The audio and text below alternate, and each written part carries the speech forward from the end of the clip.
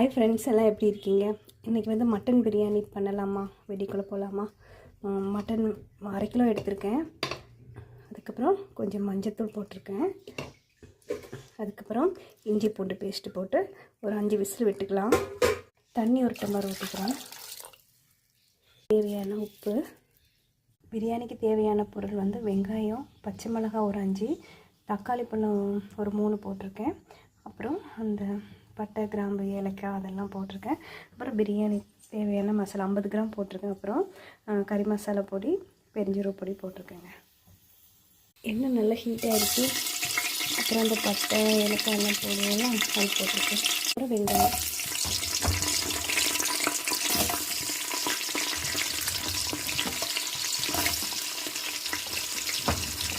வெங்காயம் நல்லா வதங்கிடுச்சு. அதுக்கப்புறம் தக்காளி, பச்சை மிளகாய் போட்டுக்கலாம். அப்புறம் புதினா, மல்லித்தழை, பூண்டு பேஸ்ட்டு, அப்புறம் இந்த பிரியாணி மசாலா அதெல்லாம் போட்டுக்கணும். போட்டு நல்லா கலரி வச்சுக்கோங்க. தயிர்,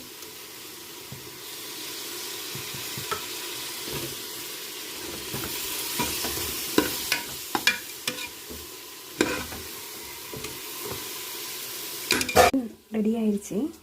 இந்த கிரேவியெல்லாம் நல்லா எண்ணெய் பிரிஞ்சு வரணும். அதுக்கப்புறம் நம்ம மட்டன் வந்து எடுத்து ஊற்றிக்கலாம்.